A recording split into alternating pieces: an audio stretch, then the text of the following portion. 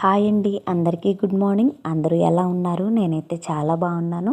మీరు కూడా బాగుండాలని కోరుకుంటున్నాను. విజయవాడ నుంచి మా రిటర్న్ జర్నీ ఎలా అయిందో దాంతోపాటుగా ఒక మంచి కుకింగ్ వీడియోని కూడా షేర్ చేసుకోబోతున్నాను. వీడియో చివరి వరకు చూసి నచ్చితే తప్పకుండా లైక్ చేయండి, మా ఛానల్ని సబ్స్క్రైబ్ చేసుకోండి. అన్నప్రసన్న ఫంక్షన్కి వెళ్ళి వచ్చాం కదా, వచ్చిన తర్వాత ఇలా ఈవినింగ్ టైం అయితే ఇలా వంట అయితే చేశానన్నమాట ఇంట్లో.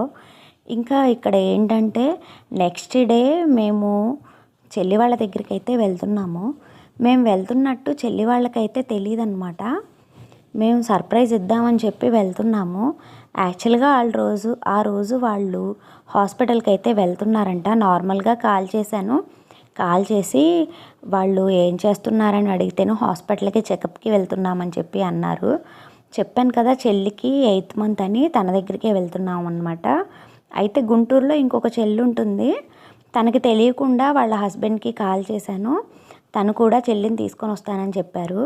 ఇంకా వచ్చిన తర్వాత వాళ్ళు షాక్ నుంచి తేరుకోవడానికే వాళ్ళకి చాలా టైం పట్టింది. ఎప్పుడు వచ్చారు, ఏంటి, ఏం చెప్పలేదు అని చెప్పి క్వశ్చన్లు వేస్తూ ఉన్నారు. ఇక్కడైతే ఇంకా మేము లంచ్ అయితే తినేస్తున్నాం అనమాట. ఇంకా ఆ రోజంతా మేము చెల్లి వాళ్ళతోనే టైం స్పెండ్ చేసామన్నమాట. నాకైతే చాలా బాగా అనిపించింది, చాలా హ్యాపీగా ఉందనిపించింది. ఇంకా మేము నెక్స్ట్ సండే స్టార్ట్ అవ్వాలి కదా అని చెప్పి మేమైతే ఇంకా లగేజ్ అంతా ప్యాక్ చేసుకున్నాం అనమాట. ఇంకా మార్నింగే ఇంకా 8కి మేము స్టార్ట్ అయిపోయాము, మార్నింగ్ సండే రోజు. ఇంకా మధ్యలో అమ్మ వాళ్ళ ఇంటి దగ్గర కాసేపు ఆగామన్నమాట. అక్కడ కాసేపు ఆగి అమ్మ వాళ్ళని పలకరించేసి వచ్చాము. మాతో పాటు పెద్దత్తయ్య గారి వాళ్ళు కూడా మాతో పాటు వచ్చారనమాట. ఇంకా మధ్యలో అయితే మేము లంచ్ కోసం ఆగాము. పిల్లలు మార్నింగ్ టిఫిన్ అయితే సరిగ్గా చేయలేదు, అందుకని ఆకలేసింది అన్నారని చెప్పి కొంచెం ఎర్లీగానే లంచ్కి మేము ఆపాము. వచ్చే దారిలో ఇంకా హైదరాబాద్ హైవే మీద మాకు ఇలా పల్లె పలహారం అని చెప్పి ఒక హోటల్ లాంటిది ఇలా ఉందన్నమాట. ఇంకా అక్కడైతే ఆగాము. అక్కడ ఆగి మీల్స్ తీసుకొని తినేసామన్నమాట. ఇంకా మీల్స్ అన్నీ కంప్లీట్ చేసుకొని మళ్ళీ మేము రిటర్న్ అయిపోయాము. ఇంటికి వచ్చేసరికి మాకు 3 అయిపోయింది. అప్పటికే మెల్లిగా పిల్లలతో వస్తూ ఉన్నాం అన్నమాట. ఇంకా కింద వాచ్మెన్ అయితే కొరియర్లు వచ్చాయని చెప్పి ఇచ్చారు, అవే ఓపెన్ చేస్తున్నాను. నేను కొన్ని ఆర్డర్ పెట్టాను మీషోలో, అవి నేను ఓపెన్ చేస్తున్నాను. కొన్ని ఫోర్క్లు ఆర్డర్ పెట్టాను, ప్లస్ టిష్యూ హోల్డర్ నాకు నచ్చిందనమాట. మీషోలో చూశాను, చాలా బాగుంది, అది కూడా ఆర్డర్ పెట్టాను.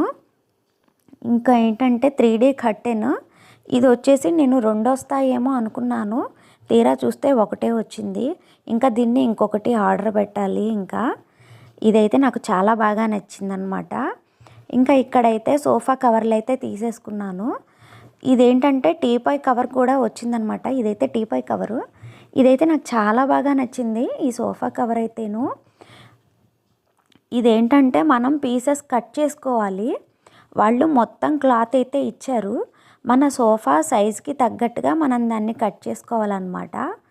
ఇంకా ఇక్కడ నేనేంటంటే మనకి బాండీలు, దోశ ప్యాన్, చపాతీ ప్యాన్ ఇలాంటివి పెట్టుకోవడానికి నేనైతే ఎప్పటి నుంచో తీసుకుందామని చెప్పి అనుకుంటున్నాను. తీరా చూస్తే ఇప్పుడు కుదిరిందనమాట. అదైతే తీసేసుకున్నాను. అది నాకు చాలా బాగా నచ్చింది. మొత్తానికి కొన్నవన్నీ చాలా బాగా వచ్చాయన్నమాట. ఇంకా ఈవినింగ్ అయితే మరి వంట చేయాలి కదా అని చెప్పి కొన్ని కాకరకాయలు ఉంటే ఆ కాకరకాయలని వేయించేసి కూర అయితే చేశానన్నమాట. ఇంకా నేను కుకింగ్ వీడియో అని చెప్పాను కదా, అదేంటంటే సాంబార్ రైస్.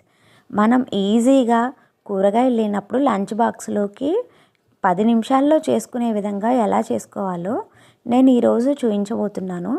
దానికోసం నేను ఒక టమాటా, ఒక ఉల్లిపాయ, 2 పచ్చిమిర్చి, ఒక క్యారెట్, ఒక 2 వంకాయలు, ఒక బంగాళదుంప అయితే తీసేసుకున్నాను, ముక్కలుగా కట్ చేసుకున్నాము. ఇక్కడ కుక్కర్లో అయితే ఫస్ట్ ఒక గ్లాస్ రైస్ తీసుకున్నాను, ఒక గ్లాస్ కందిపప్పు తీసుకున్నాను. ఇంకా ఈ రెండింటిని పూర్తిగా వాష్ చేసుకొని దీనిలో అయితేను ముందుగా కట్ చేసి పెట్టుకున్న కూరగాయ ముక్కలన్నీ ఉన్నాయి కదా, ఇంకా అవన్నీ అయితే మనం వేసేసుకోవాలి, దీనిలో వేసేసుకోవాలన్నమాట. ఇంకా తర్వాత అయితేను దీనిలో కొంచెం పసుపుని యాడ్ చేసుకోవాలి. పసుపుతో పాటు మనకి రుచికి సరిపడా కారంని కూడా యాడ్ చేసుకోవాలి. మనం ఎంత తినగలిగితే అంత అనమాట. కారం ఎక్కువగా తినేవాళ్ళు కొంచెం ఎక్కువ, తక్కువగా తినేవాళ్ళు కొంచెం తక్కువ యాడ్ చేసుకోవచ్చు. దాంతోపాటు కొంచెం నేను ఇక్కడ సాంబార్ పొడిని అయితే యాడ్ చేస్తున్నాను. ఇవన్నీ యాడ్ చేసిన తర్వాత దీనిలో ఏంటంటే ఇప్పుడు సాంబార్ రైస్ ఎక్కువగా మెత్తగా ఉండాలి కదా, దాని కోసము నేనైతే ఏ గ్లాస్తో అయితే నేను కొలత తీసుకున్నానో ఆ గ్లాస్తో 7 గ్లాసుల వాటర్ అయితే నేను దీనిలో పోసాను అనమాట. పోసి మొత్తం ఒకసారి మిక్స్ చేసుకోవాలి. ఇప్పుడు కుక్కర్ పెట్టేసేయడమే. ఇది ఏంటంటే మీడియం ఫ్లేమ్లో 3 విజిల్స్ వచ్చేదాకా మనం ఉడికించుకోవాలన్నమాట. అప్పుడు మనకి రైస్ మెత్తగా ఉడుకుతుంది పప్పుతో సహా. ఇక్కడైతే 3 విజిల్స్ కంప్లీట్ అయిపోయాయి. ఇంకా మూత తీసేసిన తర్వాత మనకి రైస్, కూర ముక్కలు అవన్నీ ఇంకా ఇలా వచ్చేస్తాయి అన్నమాట. ఇలా పర్ఫెక్ట్గా కుక్ అయిపోయిందనమాట ఇక్కడ. ఇప్పుడు దీన్ని ఏంటంటే కొంచెం మనం గరిటెతో కలుపుకుంటూ ఉండాలి. అది కొంచెం మెత్తగా అవుతుంది. ఆల్రెడీ చాలా మెత్తగా అయిపోయిందనమాట. ఇంకొంచెం మెత్తగా అవుతుంది మనం కలుపుకుంటే. అలా చేసుకున్న తర్వాత దీనిలో అయితే నేను కొంచెం ముందుగానే చింతపండు పులుసు నానబెట్టేసుకున్నాను. దాన్ని అయితే నేను ఇక్కడ యాడ్ చేశాను. ఇప్పుడు రుచికి సరిపడా సాల్ట్ అయితే యాడ్ చేసుకోవాలి. ఇంక ఇప్పుడు దీన్ని మొత్తం ఒకసారి కలుపుకొని మనం స్టవ్ మీద వేడి చేసుకోవాలన్నమాట. దీన్ని మళ్ళీ ఒకసారి మనం ఇలా చింతపండు పులుసు వేగడానికి కుక్ చేసుకోవాలి. దీనిలో నేను కొంచెం బెల్లం కూడా యాడ్ చేశాను. టేస్ట్ బాగుంటుందన్నమాట. బెల్లం యాడ్ చేస్తే చాలా రుచిగా ఉంటుంది. అంతేనండి. ఇప్పుడు లాస్ట్ మనం కొత్తిమీర యాడ్ చేసుకోవడమే. ఇంకొక 2-3 మినిట్స్ మనం దీన్ని కుక్ చేసుకోవాలన్నమాట. ఇప్పుడు ఏంటంటే మనం పోపు పెట్టేసుకోవాలి. చిన్న ప్యాన్ తీసుకొని దానిలో కొంచెం ఆయిల్ పోసేసుకోవాలి. ఆయిల్ కొంచెం వేడెక్కిన తర్వాత ఎండుమిరపకాయలు వేసేసుకోవాలి. అవి వేగిన తర్వాత మళ్ళీ తాలింపు గింజలు వేసుకొని మనం కచ్చాపచ్చాగా దంచిన వెల్లుల్లిపాయల్ని వేసుకోవాలి. దాంతోపాటు కొంచెం కరివేపాకును కూడా యాడ్ చేసుకోవాలి. ఇంగువ కూడా యాడ్ చేసుకోవాలి. యాడ్ చేసుకున్న తర్వాత దాన్ని సాంబార్ రైస్లోకి యాడ్ చేసుకోవాలన్నమాట. ఇప్పుడు మొత్తం ఒకసారి గరిటెతో పూర్తిగా ఈ తాలింపు అంతా రైస్ అంతా కలిసే విధంగా మనం ఇలా కలుపుకుంటూ ఉండాలి. చూడండి ఎంత పర్ఫెక్ట్గా వచ్చిందో సాంబార్ రైస్. మీరు కూడా ఒకసారి ట్రై చేయండి. చాలా బాగుంటుంది. పిల్లలకి లంచ్ బాక్స్లోకి అయితే చాలా ఇష్టంగా తింటారు. పక్కా కొలతలతో మనం ప్రిపేర్ చేస్తే చాలా బాగా వస్తుంది. నేనైతే మా పిల్లలకి ఇది లంచ్ బాక్స్లోకి తయారు చేశానన్నమాట. మీరు కూడా మీకు నచ్చితే ఒకసారి ట్రై చేయండి. దీని మీద నేను కొంచెం గీ యాడ్ చేశాను. నెయ్యి వేస్తే రుచి ఇంకా బాగుంటుంది. నేనైతే పిల్లలకి నెయ్యి వేసే పెట్టానన్నమాట బాక్సుల్లోకి. ఊరు నుంచి వచ్చాం కదా, అందులో సండేను కూరగాయలు ఏం లేవన్నమాట. అందుకని సాంబార్ రైస్ అయితే చేశాను. నేను చేసిన ఈ సాంబార్ రైస్ మీకు నచ్చితే తప్పకుండా లైక్ చేయండి. మా ఛానల్ని సబ్స్క్రైబ్ చేసుకోండి.